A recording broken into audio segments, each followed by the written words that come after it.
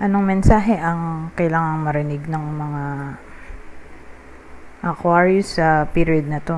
Pwedeng nangyayari na itong magiging reading o mangyayari pa lang. Kung hindi man para sa inyo itong magiging reading, edi baka para sa someone na malapit sa inyo o kakilala nyo mismo. Baka may lumabas na gender mamaya. Gawin nyo na lang energy, masculine at feminine energy. Pwede rin naman na wag nyo nang pansinin ang gender. Hindi ko masasabi kung anong magiging reading, kung positive ba o negative. Depende sa kung anong mapipick up kong energy. Walang masama kung papanoorin ang sun, moon at rising sign kasi baka alinman sa mga yan ay mag-resonate na sa sitwasyon nyo. So sa case na to, ang bida natin ay teka, maliwanag eh. Ayan. Single, byuda, babae. Pwede rin namang lalaki kung introvert. Pwede rin nasa edad 18 to 29 years old. So, kunin nyo lang yung description na sa tingin nyo ay fit sa sitwasyon nyo. Okay? So, yun yung description para makilala nyo kung kayo ba yung bida sa reading natin or person nyo. Pwede rin kakilala. So, again, depende nga doon sa description. Anyways. Ay, ex pala. Pwede rin ex to. Ex-partner. Punta na tayo dito sa 8 of Wands. Ano tong 8 of Wands? Mas may Ace of Wands. Oh.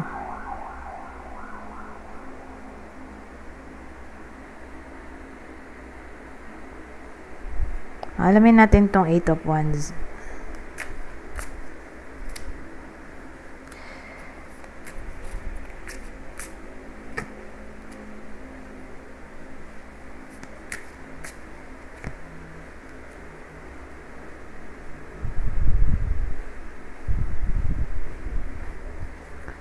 So, 8 of Wands. Kinalarify ng 10 of the Temperance, 4 of Pentacles at 4 of Wands. So, ang dating sa akin, whether nangyayari na to o mangyayari pa lang, pero double 4 pala to. So, pag ganyan umuulit yung number, pinag-iisa ko na lang yan. Isang meaning.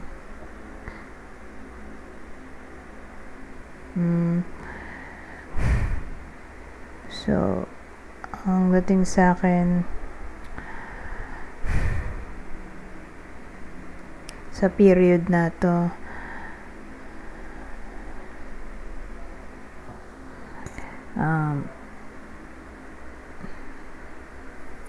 magiging masaya yung iba sa inyo kasi may something na maaayos agad-agad. So, tungkol saan kaya yun?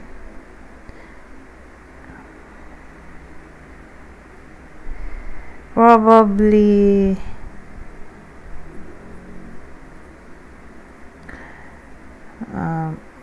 sa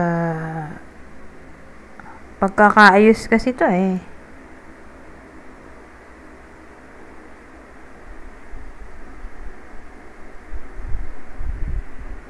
pagkakayos in all forms.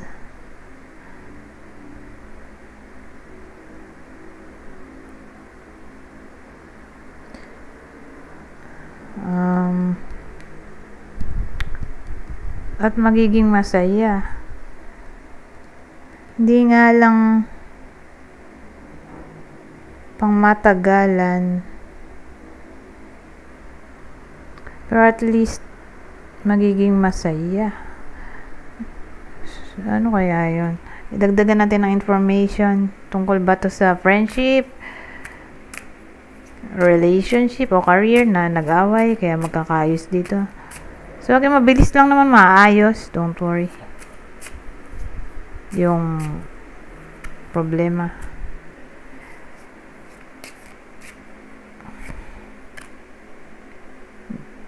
Nick.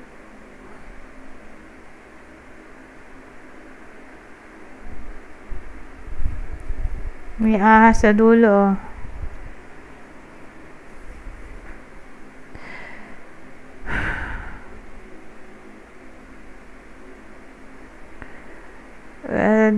Dalawa yung pwedeng case dito. Una sa friendship. Yung pangalawa sa relationship. More like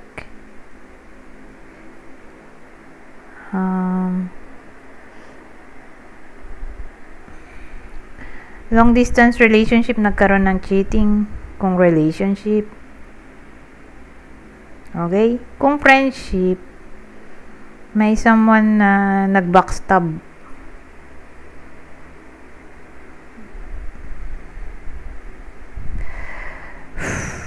Binackstab daw siya. Tapos,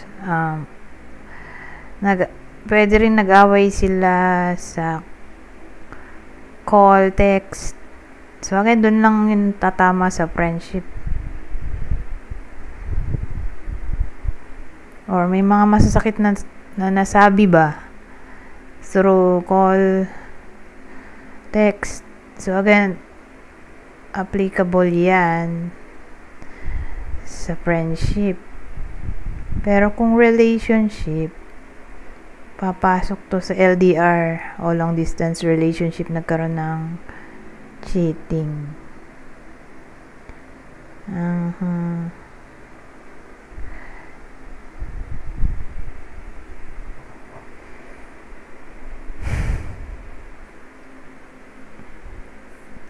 Pero again, don't worry kasi maayos din naman agad. Diba sabi ko nga kanina, magiging masaya dahil magiging okay din ang lahat. Hindi nga lang pang matagalan yung happiness.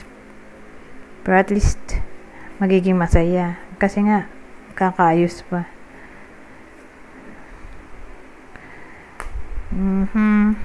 So whether nangyayari na to o mangyayari pa lang, ganun ang dating sa period na to. Ayun, ano tong Ace of Wands natin? Pero wait lang. Bida natin single, no? Di malaki ang chance ng reconciliation. Kung may cheating na nangyari. Ngayon, kung friend, may mga masakit kasi nasabi nag-away sila through call, text, or backstabbing, gossip. Pero again, regardless kung ano yan, kaya lang applicable lang sa friendship at relationship to. Maayos din naman nga agad sa period na to. So yung single natin, hindi na siya ulit magiging single kung ang reason bakit siya single ay due to separation, kasi nga nagkaroon ng cheating. Maari pa siyang maging in a relationship ulit.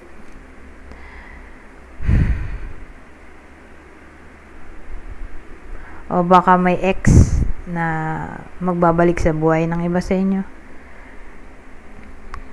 Lalo na kung ang pinag-awayan ay cheating. Ngayon, ano tong Ace of Wands?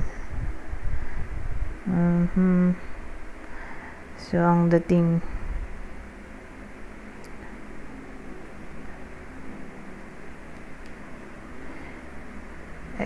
inspiration ba to? O spark of something? O initiation? Ano kaya to?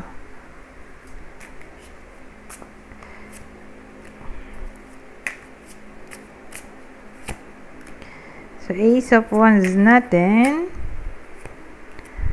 Clarify.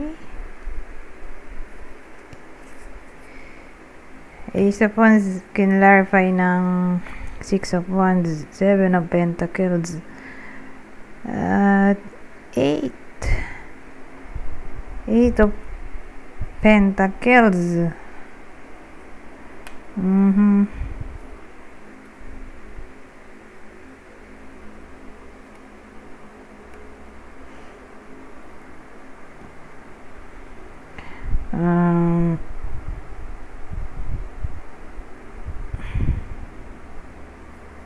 So, ang dating sa akin,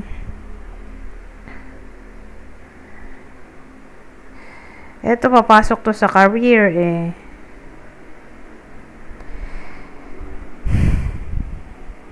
Kanina, relationship dun sa una, di ba? Dito sa Eight of Wands. Eto, career na to. Oh. Dito sa Ace of Wands natin. Di sila magkarugtong eh.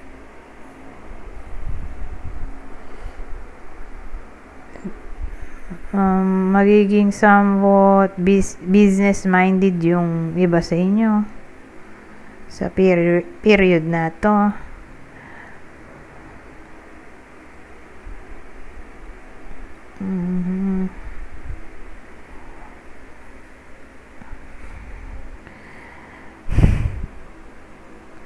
Ngayon,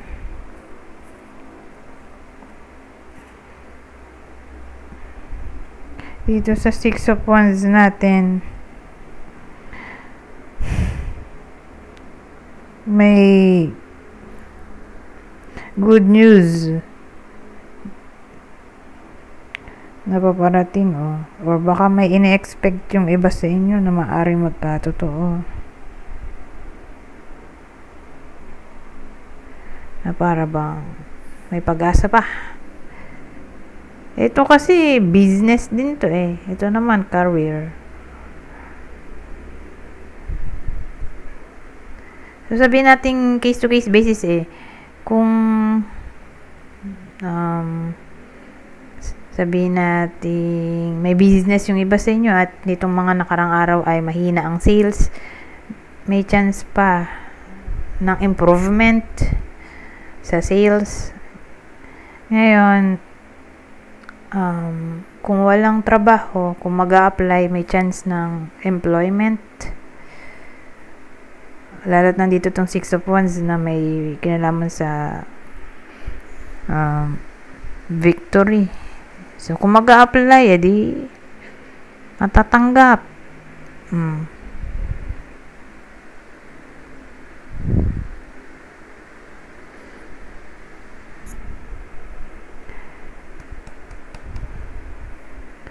Ngayon, kung may work na yung iba sa inyo, kasi magiging mild dissatisfaction na tong Seven of Pentacles natin. Na para bang, kung ganun na hindi na masaya sa work, may tendency ng reassessment sa past at present, sa tinakbo ng career. Tapos, kung sakali nga na malungkot sila sa work nila at hindi na sila satisfied, may chance na maghanap-hanap sila sa internet ng better salary o better career na fit sa sitwasyon nila, sa tinapos o sa kung anong gusto nilang trabaho.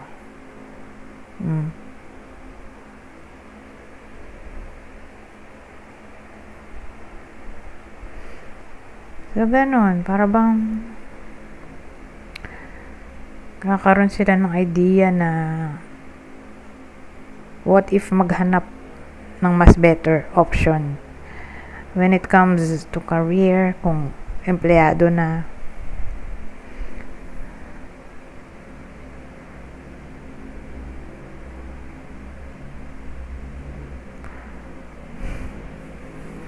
So, yun. Yung iba sa inyo magkakaroon ng mild dissatisfaction o baka nga existing na itong mild dissatisfaction.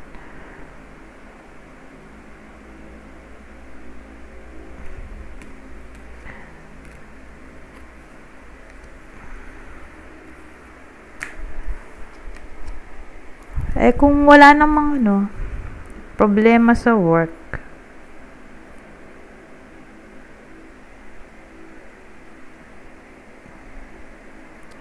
ewan ko kung anong may isip ng iba sa inyo. Pero,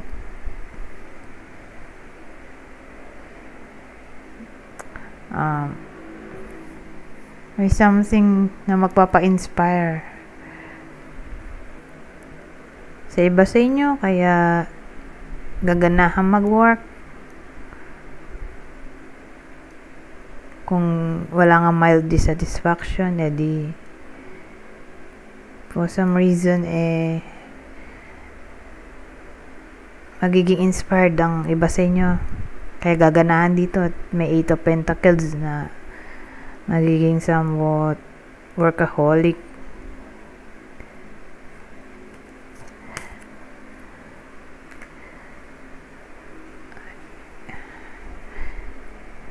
So, dito sa 3 of Cups, magsasaya May 3 of Cups So, ito ay card ng celebration.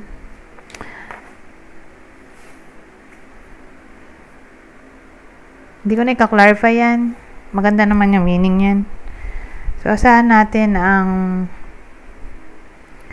happiness sa period na to. May chance nga ng celebration, gathering, socialization,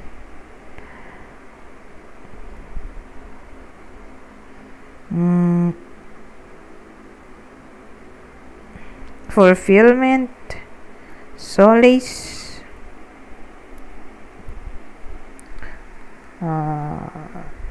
ano ba to? Healing,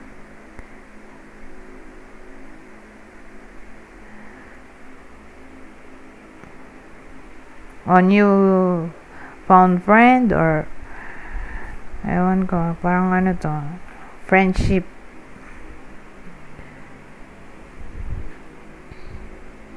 o grupo, masaya sila, gathering. So yan, basta expect na lang natin na magiging masaya ang iba sa inyo sa period na to.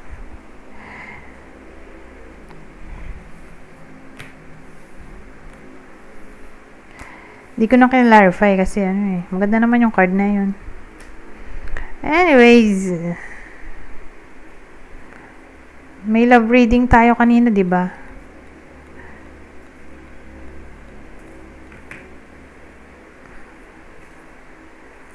Teka. Ihiwalay ko yung nagamit ko ng card.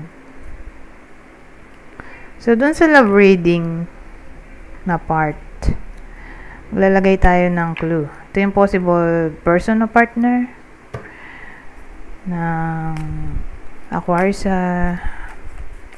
reading kanina.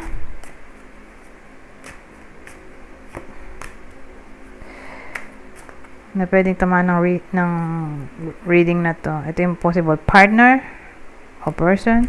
Aries, Capricorn, o Leo. Okay? Possible partner o person ng Aquarius sa reading na to. Ngayon, kung hindi man para sa inyo itong reading, edi baka para sa someone na malapit sa inyo, kakilala o idol. Ito ang possible zodiac sa inyo. Virgo, Gemini, Sagittarius, Scorpio. Ngayon, kung hindi man para sa inyo itong reading,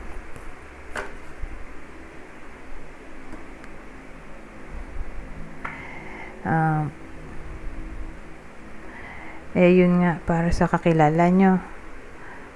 Kung hindi man para sa inyo yung clue na lalabas, baka para sa person nyo, kakilala o idol.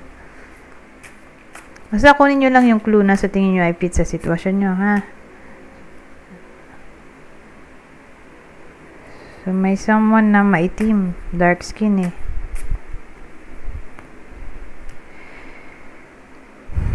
Ito nagpapakulay ng buhok. So, may someone na nagpapakulay ng buhok. Okay?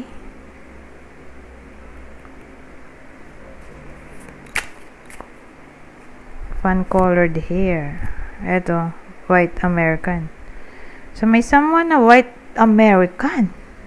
O baka nasa America. Ngayon, kung di applicable, pwede itong foreigner. May partner na foreigner. Or, kung di pa rin, papalo na to ng long distance relationship.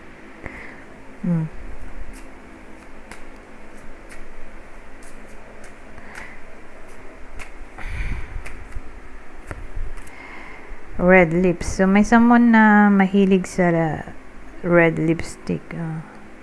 So, ulitin ko. Kung di man para sa inyo tong clue, baka para sa person nyo, kakilala, o idol. Kunin nyo lang yung clue na sa tingin nyo ay fit sa sitwasyon nyo. O sa kakilala nyo. Ngayon.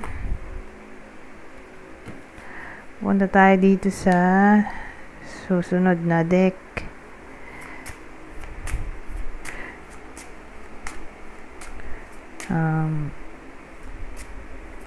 Ibang senaryo. Pero sa part na to, hindi ko na siya i-clarify.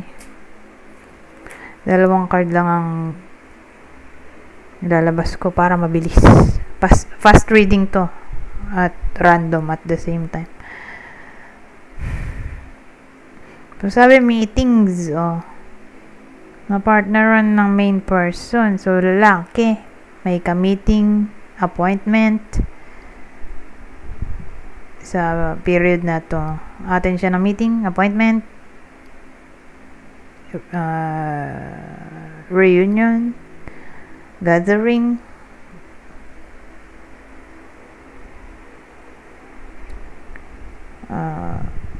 Ngayon, kung hindi ganun, possible din na may ligawan siya. Date na to. Mumukha na tong date. Or kung in a relationship, may date pa rin.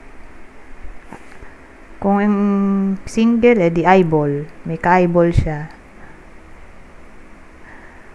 Maaring ganun.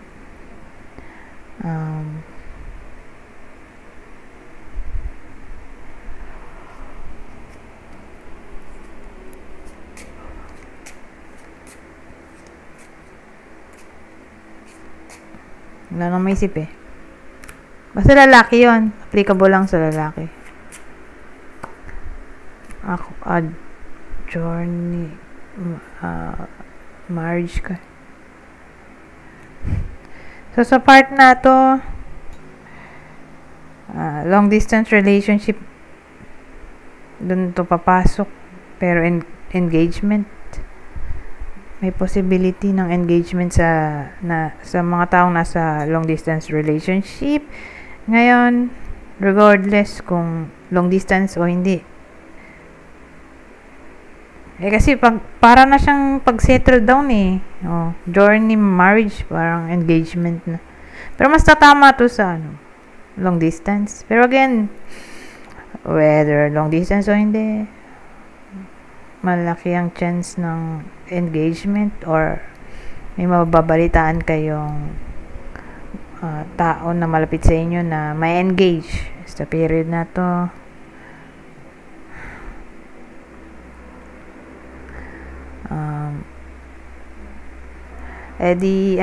Pagkasal, halimbawa kasal na yung iba sa inyo, maaaring maglakbay sila sa period na to, magkasama sila, pupunta sila somewhere. Ngayon, ibang case, baka may mag-resign sa iba sa inyo at maghanap ng bagong work. Para siyang mag-take risk dito, maghanap ng bago. Gusto niya ng improvement ba or new experience, kaya mag-resign or for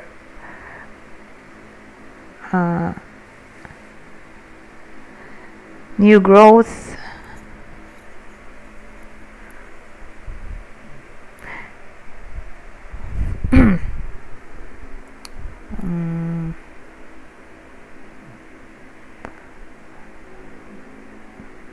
Ano pa? So, ibang case, journey, marriage,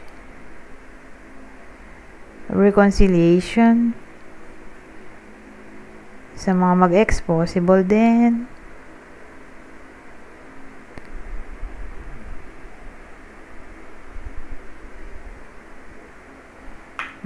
Wala na maisip. Anyways, pumunta na tayo sa susunod.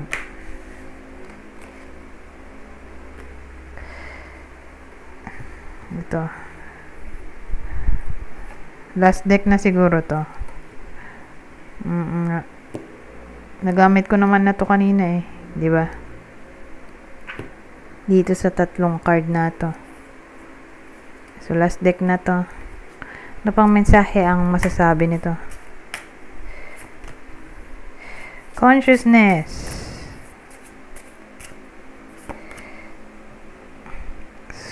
So, ang dating sa akin, magiging matibay ang consciousness. Strength eh. Consciousness. Magiging matibay ang consciousness ng iba sa inyo sa period na to. So, pag sinabi mong consciousness, papasok na dyan yung spirituality, religion. Ayan. Psychic ability.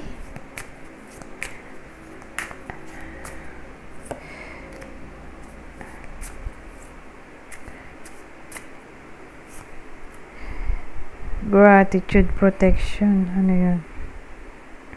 Gratitude, protection. So, for some reason, magpapasalamat ang iba sa inyo. Kasi, parang, naprotektahan sila dito for some reason.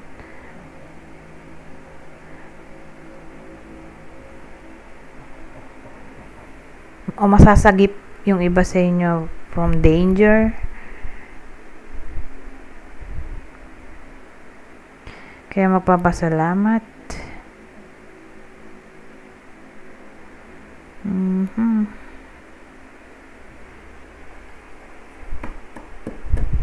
So, ingat na lang din. Kahit na naprotektahan dito, pero mag-ingat pa rin.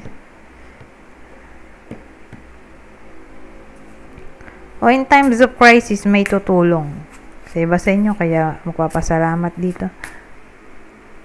Pero mag-end na ako sa 28 minutes na kasi. Anyways, hanggang dito na lang. Goodbye for now.